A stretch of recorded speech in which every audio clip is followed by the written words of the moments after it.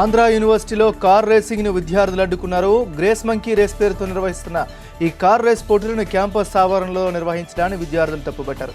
Art college principal office, law college, SBI, physical education, AU dispensary ప్రాంతాల్లో రోడ్డుకు అడ్డంగా ఏర్పాటు చేసిన టైర్లను విద్యార్థులు తొలగించారు.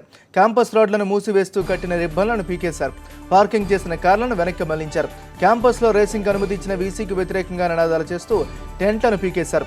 ఆదాయం కోసం రేసులకు అనుమతినిచ్చిన వీసీ రేపు అసాంఘిక కార్యక్రమాలకు కూడా అలా అనుమతినిస్తారా అంటూ ఘాటుగా ప్రశ్నించారు. వీసీ తీరుకు వ్యతిరేకంగా ఆయనపై గవర్నర్కు ఫిర్యాదు చేస్తామని విద్యార్థి సంఘాలు హెచ్చరించాయి.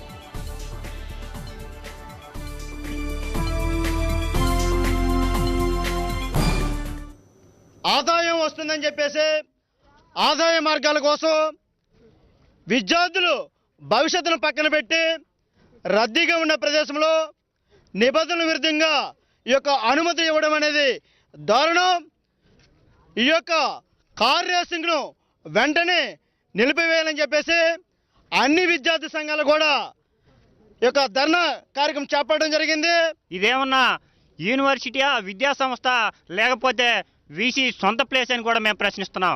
ఈరోజు ఒక యూనివర్సిటీ అధినేత ఉండి ఆదాయ మార్గం డబ్బులు వస్తున్నాయని చెప్పి ఈరోజు కార్ రేసింగ్కి ఇచ్చినటువంటి వ్యక్తి రేపు వ్యభిచారానికి ఇవ్వడని చెప్పి గ్యారంటీ ఏంటి అని చెప్పి మేము ప్రశ్నిస్తున్నాం. ఈయనకి ఏమైనా మానసికంగా ఏమైనా మతి భ్రమించిందని చెప్పి కూడా మేము వీసీ గారిని ప్రశ్నిస్తున్నాం.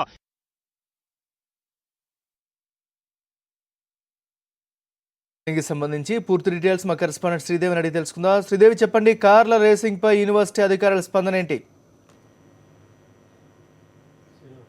ఈ రోజు ఆంధ్ర యూనివర్సిటీ మరో వివాదానికి కేంద్ర బిందువైంది. నిన్నటి వరకు కూడాను తెలుగుదేశం పార్టీకి సభ్యత్వ నమోదు కోసం లా కాలేజీని ఏకంగా పార్టీ కార్యాలయంగా మార్చిందన్నటువంటి వివాదం ఇంకా సద్దుమణగక ముందే మరొక ఆదాయం కోసం కేవలం కార్ల రేసింగ్ కి ఈ రోజు అనుమతి ఇవ్వడం మీద విద్యార్థి సంఘాలు కూడా తీవ్రంగా మండిపడ్డాయి.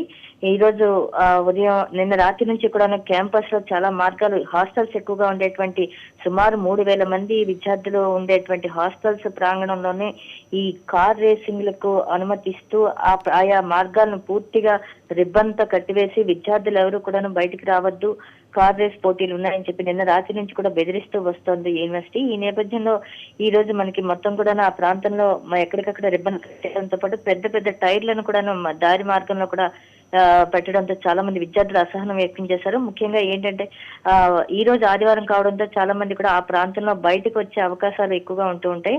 అంతేకాకుండా పక్కనే డిస్పెన్సరీ కూడా ఉండడంతో చాలా మంది విద్యార్థులు డిస్పెన్సరీకి వెళ్లే అవకాశం ఉండడంతోనూ ఈ ప్రాంతంలో మొత్తం కూడా రోడ్డు మార్గాలన్నింటినీ కూడా బంద్ చేస్తూ కార్ రేస్ పోటీలు నిర్వహించాలని ఆలోచించింది. అయితే ఇది గ్రేస్ మంకీ రేస్ అనేటువంటి ఒక సంస్థకి సంబంధించి ప్రతి ఏటా నిర్వహించినటువంటి ఈ కార్ రేస్ పోటీలకు అనుమతి ఇచ్చేసింది. దీనికి సంబంధించి కనీసం పోలీస్ అనుమతి కూడా లేదు అని చెప్పి విద్యార్థులు చెప్తూ ఉన్నారు.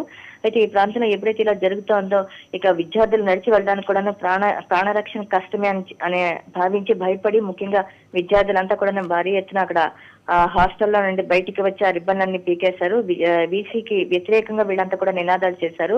ఆదాయం కోసం ఆలోచిస్తున్నారు తప్ప వీసీ ఏమన్నారు ఈ ఘటన పైన? మీరు వీసీని సంప్రదించారా? వీసీ వెర్షన్ ఏంటి మరి?